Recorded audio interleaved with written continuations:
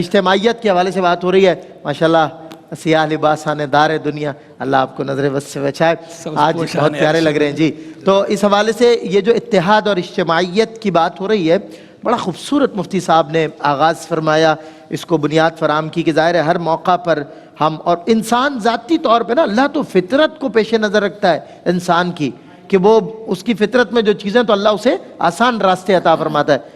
آپ کی تمام تر باتوں سے مجھے وہ بات یاد آئی, یعنی کہ یہی ہے گویا کہ زبان خلق نکارہ خدا, یعنی سب اگر اللہ کی بات مان لیں تو ان کی ہاں, اس اجتماع کی ہاں اللہ کی ہاں ہے, اور ان کی نہ اللہ کی نہ ہے. تو بتائیے اسلام میں اتحاد اور اجتماعیت کی تاکید کس انداز سے؟ بسم اللہ الرحمن الرحیم. صلی اللہ علیہ حبیبی محمد وعلی آلہ وصحبہ وبارک وسلم. چونکہ اقبال کی بات آپ نے چھیڑی دی ہے تو پہلے اقبال کے شعر سے آغاز کرتے ہیں. ظاہر ہے میں نے اسی لیے چھیڑا. اقبال کہتا ہے یہی مقصود فطرت ہے, یہی رمز مسلمانی, اخوت کی جہانگیری محبت کی فراوانی. بتانے رنگ و خون کو توڑ کر ملت میں گم ہو جا, نہ تورانی رہے باقی, نہ ایرانی نہ افغانی. اور بالکل یہ جو ہے اقبال نے جو بات کی ہے یہ بھی خلاصہ ہے اسلام کی تعلیمات کا, اسلام کی تعلیمات کا خلاصہ ہے. حضور جان عالم صلی اللہ تعالی علیہ وآلہ وسلم نے ارشاد فرمایا, المسلم للمسلم کالبنیانی یشد بعضہ بعضا ثم شبک اصابعہ. کہ نبی کریم صلی اللہ علیہ وسلم فرماتے ہیں کہ ایک مسلمان دوسرے مسلمان کے لیے عمارت کی مانند ہے کہ جس کا بعض حصہ دوسرے بعض کو, ایک حصہ دوسرے حصے کو تقویت دیتا ہے. عمارت ہوتی ہے, وہ عمارت کے اندر بھی اجتماعیت ملحوظ ہوتی ہے نا, اس کے سارے اجزاء ایک دوسرے کو تقویت دے رہے ہوتے ہیں. ایک حصہ بھی کمزور ہوتا ہے تو اس کا اثر دوسرے حصے پر پڑتا ہے.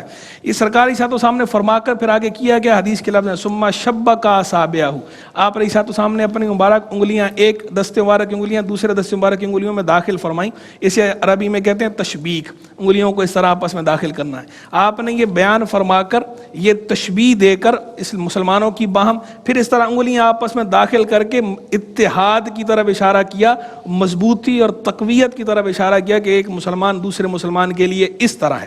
اور دوسرے مقام پر سرکاری صاحب نے فرمایا کہ مسلمانوں کی باہم مثال جو ہے آپس کی محبت میں, رحمت میں, شفقت میں, وہ کس طرح ہے؟ فرمایا جسم کی طرح ہے, کہ جس طرح جسم کا ایک عضو اگر تکلیف میں ہوتا ہے, تکلیف محسوس کرتا ہے, تو سارا جسم بیدار ہوتا ہے, سارا جسم بخار میں مبتلا ہوتا ہے, سارے جسم کو اذیت محسوس ہوتی ہے. اس کی بھی اقبال نے ترجمانی کی نے, اس اقبال نے دوسری جگہ جو کہا, اخوت اس کو کہتے ہیں چبھے کانٹا جو کابل میں, تو ہندوستان کا ہر پیرو جوان بےتاب ہو جائے. یہ جو پوری اس حدیث مبارک کی جو ہے وہ ترجمانی ہے اقبال نے اپنے انداز میں کی.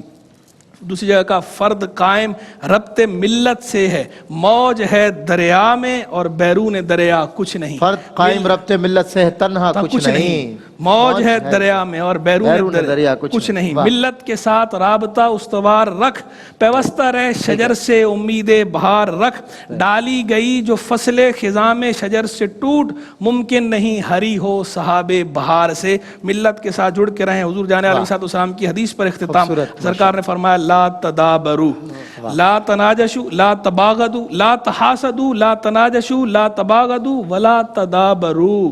آپس میں حسد نہ کرو, آپس میں ایک دوسرے کی بولی پہ بولی نہ لگاؤ, آپس میں ایک دوسرے کے ساتھ بغض نہ رکھو, اور ولا تدابرو ایک دوسرے سے روح گردانی نہ کرو, منہ نہ موڑو ایک دوسرے سے.